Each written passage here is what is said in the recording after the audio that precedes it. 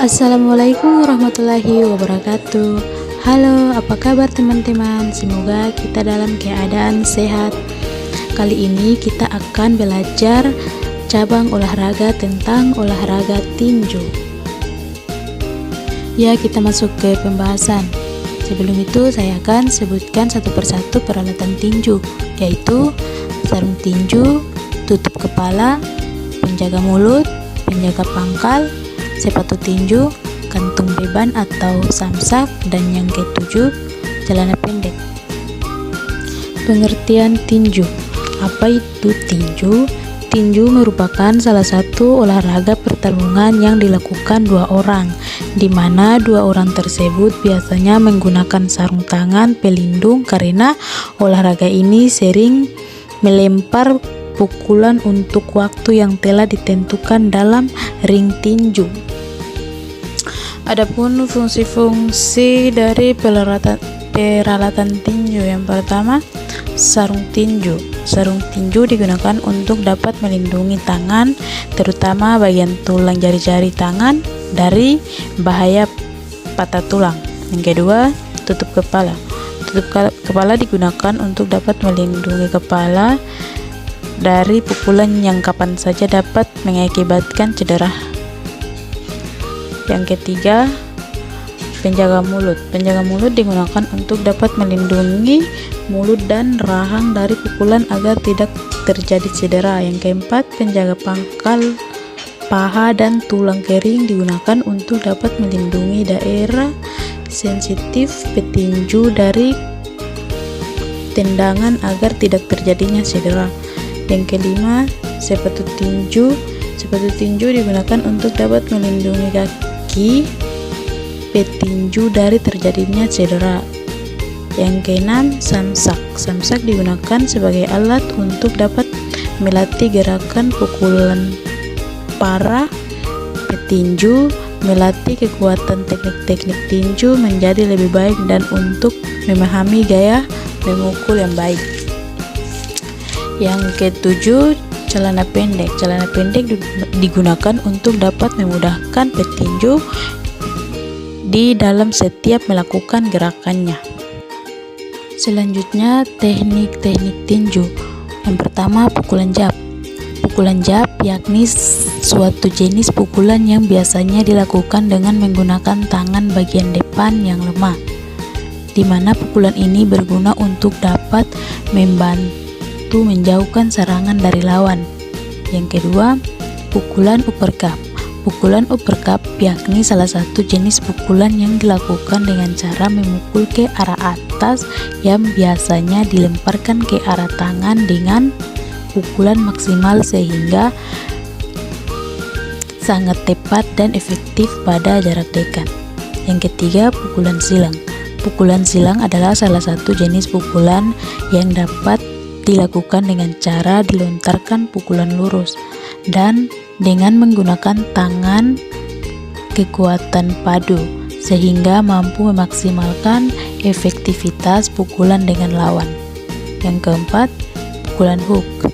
Pukulan hook yakni salah satu jenis pukulan hook yang dapat dilakukan dengan cara melontarkan pukulan ke arah kepala lawan dan pada bagian mana saja, di mana lawan tidak lagi dapat terlindungi, sehingga dengan pukulan ini dapat dicampar kau dengan pukulan-pukulan lain untuk mendapat pukulan balasan.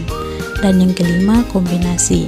Kombinasi adalah salah satu jenis pukulan yang harus dikuasai dengan berbagai macam cara pukulan untuk dapat menciptakan dari berbagai kombinasi serangan atas maupun serangan bawah lawan, sehingga petinju dapat efektif dengan menambahkan sebuah hooks pada pukulan kepada lawan.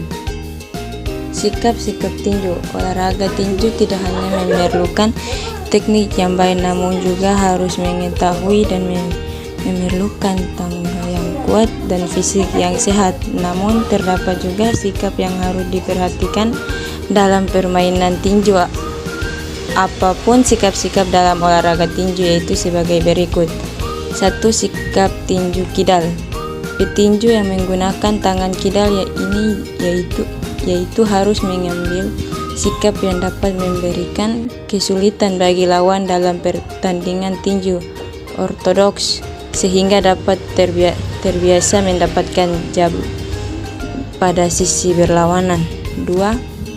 Sikap petinju tangan kanan. Petinju yang menggunakan tangan kanan yang harus lebih dominan sehingga dapat disebut ortodoks, di mana tinju tangan kanan dapat diletakkan dan diposisikan untuk dapat melindungi tubuh dan dapat menghindari pukulan lawan ke arahan yang akan menyebabkan konocokul.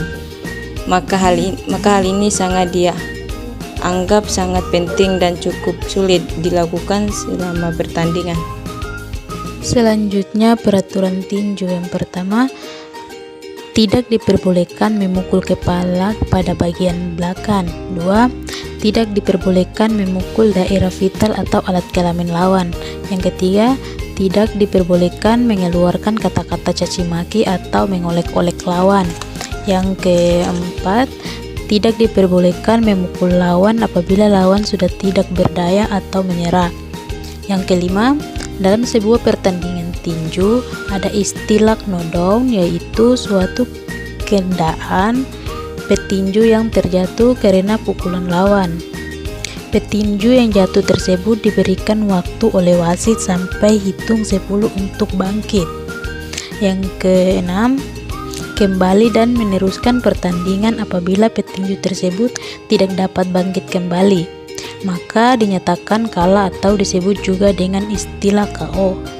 Yang ketujuh, apabila petinju tersebut lawannya KO, maka petinju tersebut harus menghentikan pukulannya ketika lawan terjatuh dan menuju sudut putih yang ditunjukkan oleh wasit untuk berdiri sampai lawan bangkit kembali dan siap menjatuhkan pertandingan.